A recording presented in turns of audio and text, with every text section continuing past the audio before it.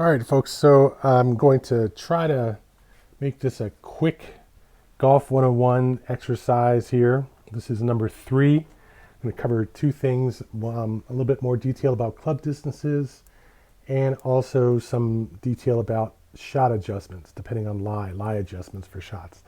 So the first part is, as I said in the last time, that it is important to get an idea of what your game actually is. And so I think the first thing we'll do here is look at the slide I had the last time, which covers some of the details specifically. So let me pull that up here.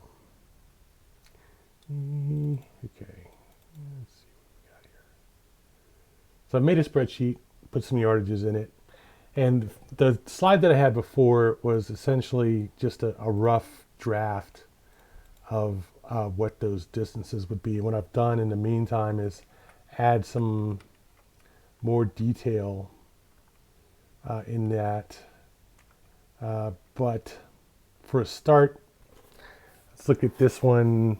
Let's say this is a rough draft, right? Start. So across top here we have yardage, minimum, nominal, and max. And so quickly, max is the maximum that you have actually hit the ball in yardage, okay, for us Americans. So that might be once in a year, once in a range session. Obviously, it's just a guess. These aren't exact numbers. You just want to get an idea of if you luck out and swing and hit whatever swing you use, whatever technique, we're talking about an outcome-based number here, okay? Not a process-based, just straight outcome. What is the farthest you've hit the ball? And you can make it as generous or as conservative as you wish. It's a reference. It's essentially it's going to put a stake out there in front of you, and you're going to say, I've hit the ball that far, at least once, okay, in the last 6 months or whatever, okay? And so for me, I've basically put some estimates based on my play over the last year, driver 275, 3-wood 250, the more going on through 2, 3, 4, 5, 6, 7, 8, 9. And these, I think, for this particular chart are not really all that accurate for me. They're kind of like numbers to work with and numbers to fill out the chart with, just to kind of get an idea of what I wanted to do with the chart. It was really trying to work in some numbers in some specific cases that I thought were important. The ones I didn't think were very important, I didn't worry about them too much. So one of the things I have that I think is very important is the 60-degree wedge. I really don't like hitting my 60. I've gone back and forth with it over the years, and I think the least I can control it is about 15 yards. A normal swing, I might hit it 30 yards maybe, and the absolute max I'll try to hit it, and that would be with a really nice lie, like a nice fluffy 1-inch or 2-inch lie. I might hit it 50 yards at the most. And I'm not going to get into any kind of competition here with what other people are doing, or what Bryson DeChambeau has done, or Kyle Berkshire, or you, whatever. So this is a personal thing. This is not something to compete over. This is something so you have a functional graph on, if you were to like lay it out on the course, that you can work with these yardages. Okay, if you think that you can hit a pitching wedge or a sand wedge or a 60-degree wedge over 100 yards, fine, put that down, okay, whatever you want to work with. Nominal is if I take a normal full swing, my normal power, which is going to be about 65, 75%, and I get a good contact, everything, the shot goes reasonably, pretty straight, and then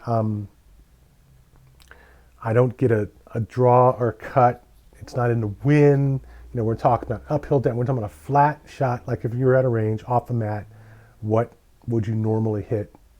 Just taking your normal swing, what would you normally hit? Okay. Minimum would be if you were to pitch, and I did modify this in a later version of the slide to indicate that, and we'll go into more detail about that. If you were to take a half swing and with some lag and lock your elbows and wrists and just pitch the ball, okay? Not, again, with a lot of power, not trying to hit a lot of height, not trying to play a bump and run, just pitch the ball out there so it gets about knee height, roughly. Obviously, you could hit it higher, you could hit it lower, but we'll say knee to waist height, okay? A controlled pitch. What would you normally hit the ball, okay? So moving on, let's talk about this in a little bit more detail. So I added some more columns for different power levels, and I also put in what I estimate to be a matching success rate for that, okay? Now the idea is accuracy means that your shot results are clustered around a certain value, okay? So if you want to hit a ball 100 yards and your shots range from 60 yards to 140 yards, your accuracy is higher. The average is about where you're trying to hit. If you then had a different set or samples and your shots range from, say, 15 yards up to 90 yards, okay, your accuracy would be higher if the average was what you're trying to hit that 100 yards versus if the average was 65 yards or 75 yards, okay? So one of the problems you can have in playing golf is your understanding and capability do not match of what your average distance is, what your accuracy is, and what your precision is. High precision would be if you have a target for, say, 100 yards and your shots range between 85 and 125 yards versus 50 yards and 150 yards, okay? That's a very low precision performance if you've got a 100-yard range on a 100-yard average versus a high precision shot where you have like a 20-yard range on a 100-yard average, okay? So you can be off in terms of accuracy, you can be off in terms of precision, and there are various categories that you can be off in, and I will put a slide in here which kind of covers some of this in more detail, but you can be off in terms of angle, you can be off in terms of distance, you can be off in terms of your clustering, your average distance and your clustering, and you can be off in terms of your average carry for the shot versus the average rollout for the shot. So normally the higher the club number, you'd have a higher apex versus the rollout. The idea is it tends to come down, and the say you're hitting a 100-yard shot 7-iron, and your apex would be 75 feet. Your average carry would be 125. Say for me it would be, and then your rollout would be like 15, 20 yards. Okay, so that adds up to 150. And depending on how soft the course course is that you're hitting to, how much of grass is there, whether it's a green or you're hitting into the fairway, you're hitting into the rough, your rollout's going to be different. Your carry will be different based upon whether it's a thick lie or off the fairway or off of rocks or off of dirt or out of sand. And so all these things can affect your shots. When we take a number up here and we're talking about, say, 150 for a 7-iron at the very right with a 90% power level, okay, you have to take into account what is the lie that you're hitting off of, and what is the lie you're going to hit to. What is your target? So if you're hitting off of sand out of a bunker and you're trying to hit the green, then you've got to account for the fact that you're hitting off of sand, not the fairway, and you have to count that you're hitting to the green, not the fairway. So different types of lies and targets are going to give you different numbers. And so in this case, I basically say, let's talk about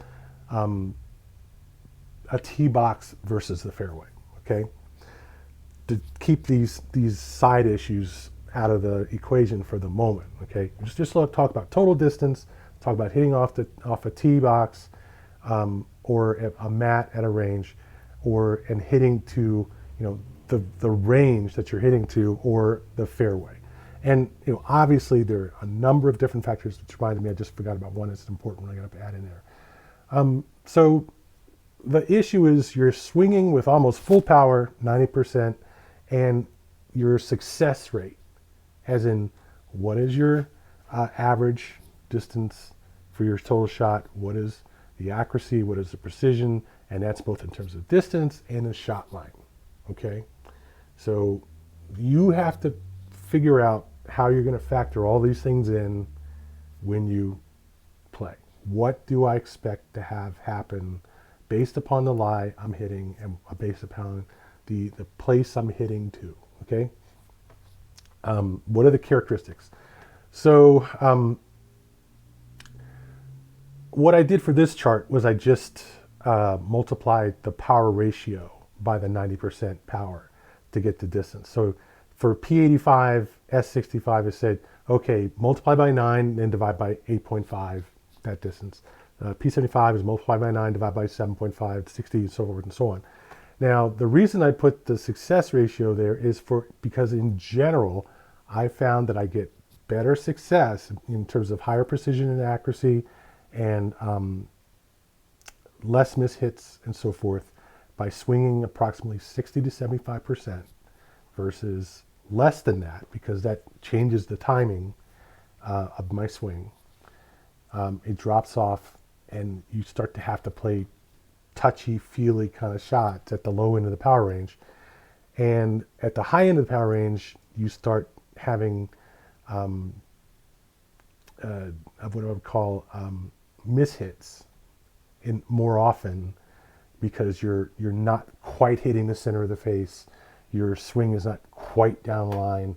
Your face angle and your blade edge are not quite getting exactly where you want it to go, and you can start pulling shots and pushing shots and things like that. So I peaked my success rate, around 60, 75, and that's partially because at 60, a better balance of swing speed versus swing power versus 75%. That's my normal swing. I mean, my normal full backswing, and I hit probably half of my shots, roughly half my shots like that. So I'm very well practiced in hitting in that range, 60 to 75% power level. And again, angular dispersion at the bottom there, I said 2 times the green width. Now this is something you can check very easily. How wide is the green versus the width of the shot that you think you're going to hit? So 2 times the green width is essentially taking the half and then adding it again on each side, okay? So or you can say I'll take the green width, shift it so the left edge is on, the center, and that's the right side, or the right edge is on the center, and that's the left side. But basically, it's not that hard to double the green width and then figure out how much your angular dispersion is in your shot relative to 2 times the green width. 2 times the green width is almost always going to get you in play, no matter where you are along the fairway, okay? There are times when it will be off the green, but still in the rough next to the green. And there are times when it will be off the green and in the lake next to the green, because there's a very small space next to the lake, between the lake and the green. I almost always discount behind the green, and I will almost always cheat my shots forward to the front edge of the green, unless there's a big, huge space where I'm close to the green. But the farther I am, I almost always aim for the front edge of the green, because I know I'm going to get a rollout, which will take me at least halfway to the back of the green. So I always play to the front, and usually to the corner of the green, away from a lake or hazard on one side or the other. I'll aim for that front corner. So there are issues along those lines. You also have to make sure you get the ball up far enough so that it doesn't roll back down, the front away from the green. But that's okay, unless you have a sand trap there, and there are other issues. If there's a sand trap there, I'll play to the back, away behind the green, or to the center and to the left of the green, or whatever, depending on which side of the center line the sand trap is. Not big issues, but still, I rarely aim at a problem. Although there is a theory that says if you aim at a problem, you're probably not going to hit it.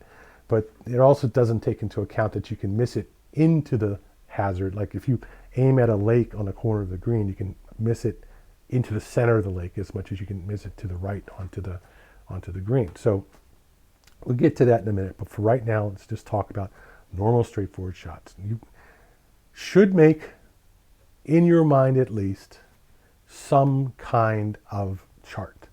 Sometimes it can be my normal shot minus this, my normal shot plus this. My normal percentage might be 75%, say, and if I'm hitting more than my normal power, my nominal power, I'll knock off 25%, or if I'm hitting less, I'll knock off 10 to 15%, depending on the power as I go down. So you don't have to actually have a chart. You can make a correction formula, okay, in your head. But you should have some idea for what you're doing. If you don't have one when you start or where you are now, evolve one over time. So the next one is to look at the corrections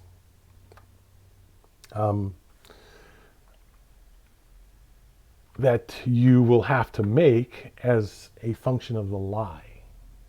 Okay. So one thing I definitely forgot to put in here, I need to put in here, and I'll add it by the time I make this video, is how wet the course is, where you're trying to hit the ball from or to. Because wet grass is almost always going to suck about 25% of your total distance out of it. If it's a wet green, it's going to bounce and pretty much stick there. I've buried balls in the green before, certainly in the rough, down in the rough, and you'll have to, sometimes I've had to go in there and dig it out with my club. You know, it's so buried. Certainly in the fairway, playing in the wet conditions are tough because it's hard to maintain your footing. It's easy to take fat divots instead of thin ones because the ground tends to not reject the club as much as when it's dry. There's a lot of things that can happen when you're playing either in the rain or on a wet course, and you really have to be careful. One of the big problems is balls that don't bounce and roll as far as they normally do, and that means they don't go up on the green when normally they do, you know, things like that. That is an important thing when you're trying to cover a carry. You don't get the carry off the shot that you think you're going to get, and the ball just drops right into a carry that normally you cover easily, things of that nature. So the lie, we talk about uphill, downhill, toe up, and toe down. This, if you imagine a cone on the side of a course, which is a fairly normal thing for a links type course or a links type hole, or a green that has dry swales around the green where there's a bump that you have to play over and then it rolls down to the green. The idea is to stop you from pitching balls down the fairway onto the green.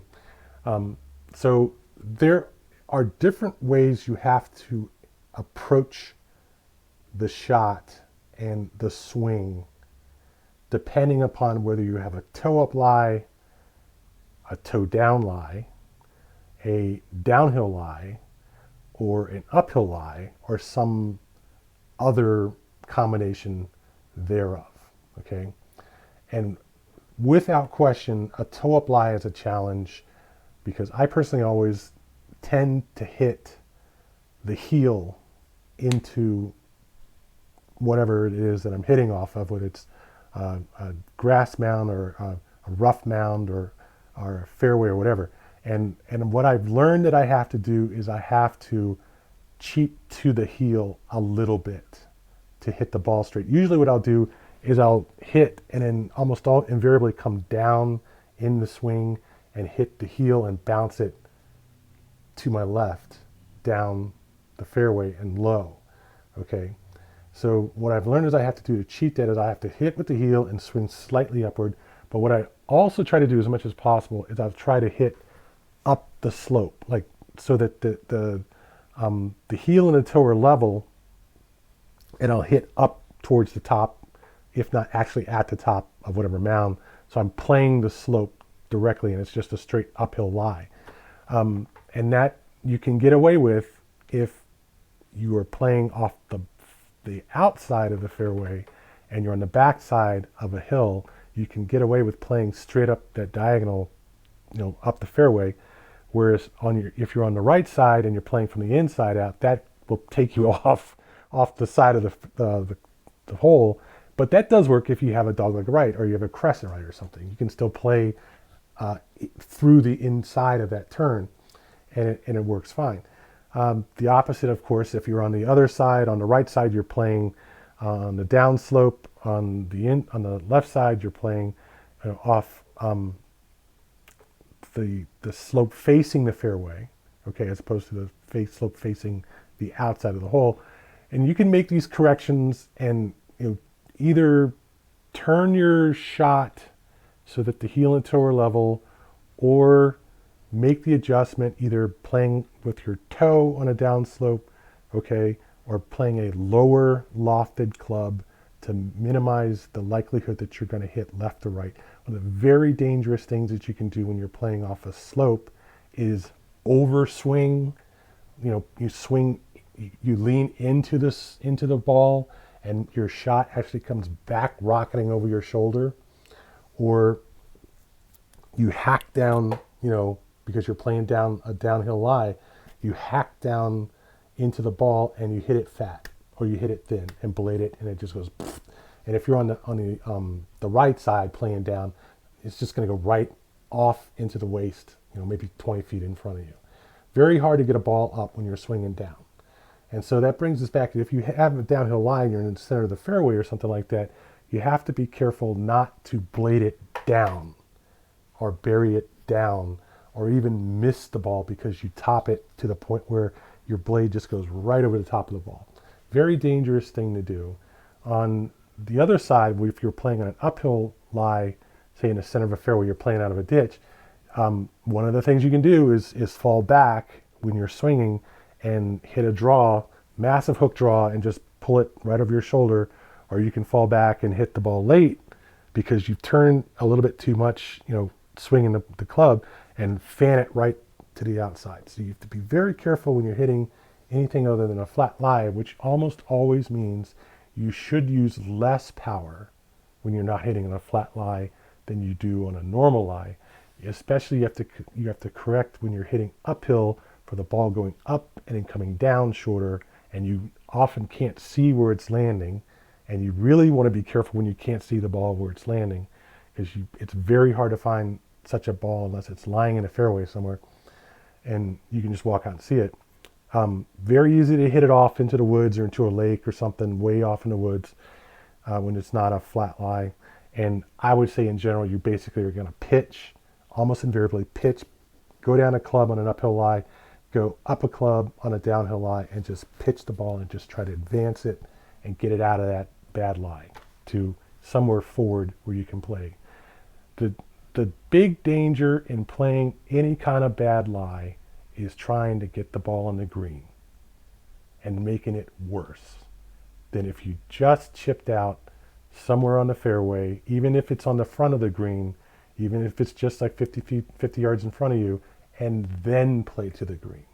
The worst thing to do when you're lying 2 or lying 1 or lying 2, or especially 3, 4, 5, is to try to rescue the shot, rescue the hole, and hit this awkward shot onto a green and miss it entirely and put it into a lake, into some weeds, into the woods, all because you got too eager to get on the green.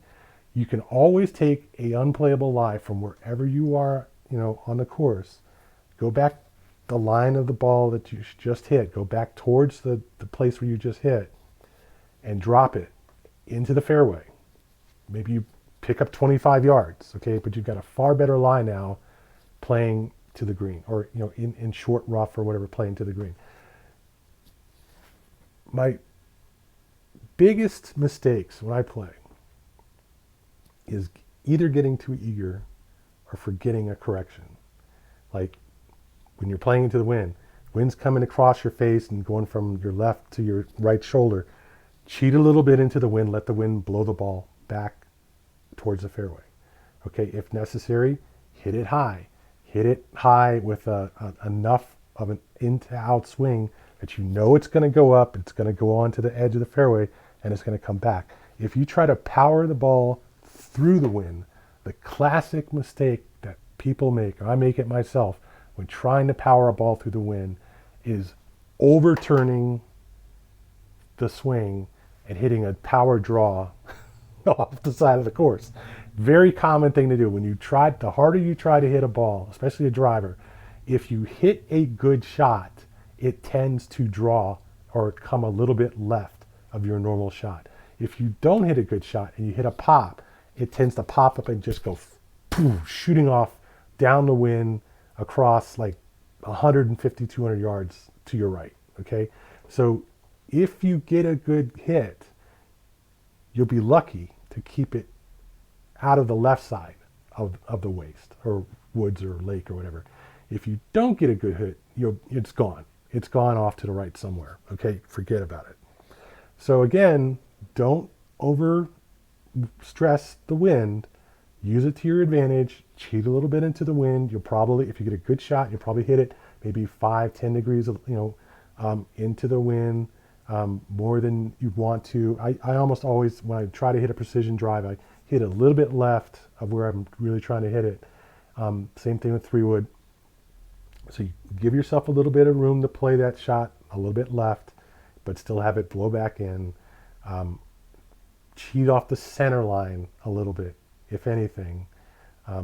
Don't get too cute and try to hit too precise a shot, and just give it a chance to drop and play. That's all you really want to do. Don't worry about hitting it full distance.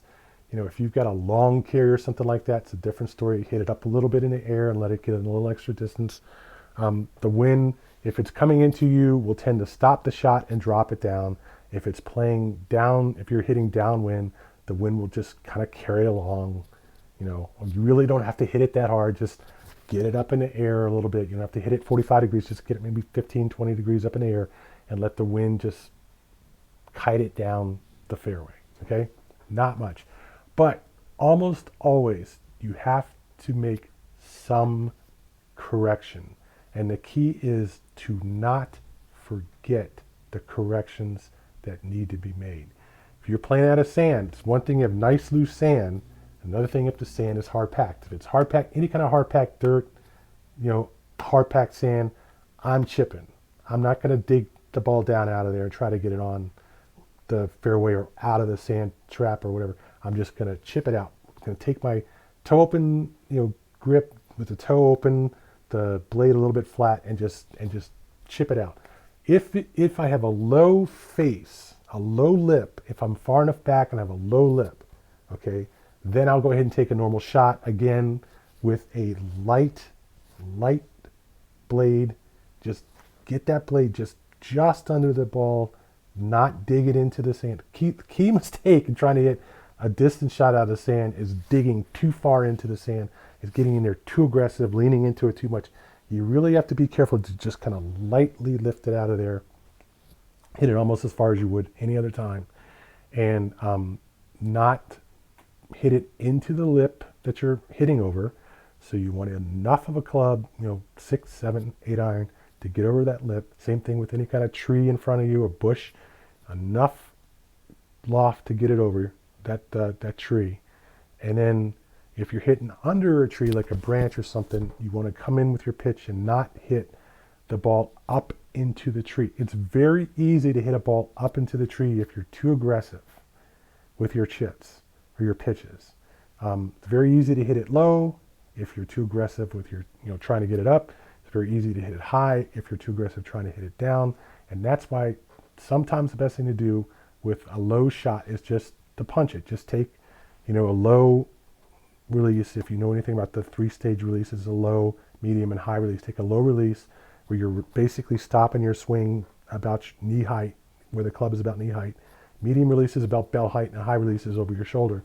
So you want to keep the ball low. You just take a low punch or, maybe 50% shot. Get it out of the grass that you're trying to hit out of or over, but don't put it into the branches that you're trying to hit under. So you have to just accept the fact that you're going to lose a little distance. you are not going to hit the ball too high or too low. Very same thing. Very simple. Those are the kinds of things that you have to kind of develop in your game to know where you're going to probably hit. The same thing with hitting between trees. I basically find I tend to aim a little bit to left on my shots out of jail, and the correction is to aim a little bit to the right and expect the ball to go a little bit left of where I aim. First thing, don't go in there swinging at full power trying to hit the ball 200 yards from a bad lie. Just don't.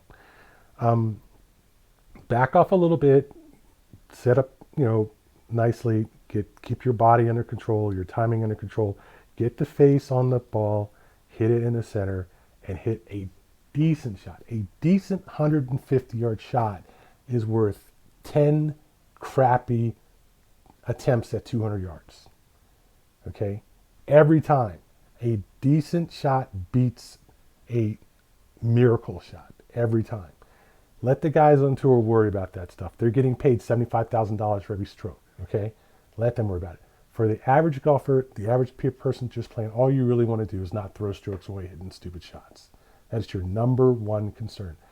Don't put your ball in a worse situation than it was when you swung at it. That's it.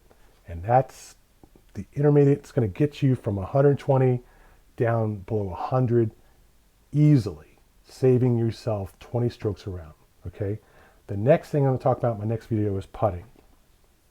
And the only thing I want to talk about to go into that is to remember that the putter is the easiest club to hit. So if you are really going to get into chipping and pitching, you should get used to playing a Texas wedge, because it will tell you roughly how hard you need to hit the ball to hit at a certain distance. So when you pitch, you need to hit less than that, just about the same. You don't want to go and hit the ball with a putter at one power level and then pitch at another power level. That's completely different. They're going to be close. And when you hit chips, likewise, same kind of thing. You use a Texas wedge and you pitch off fairways and out of rough. And even though it may not be the best way to play it, but because it's easy and it gives you a good idea of the power you need to hit to make the shot. That is the intro I'm going to give to my next video. Putting is the number 2 way you will save 20 strokes around. Okay? Power selection and club selection and shot selection will save you the first 20, but putting will save you the second 20. We'll get into that in a little bit.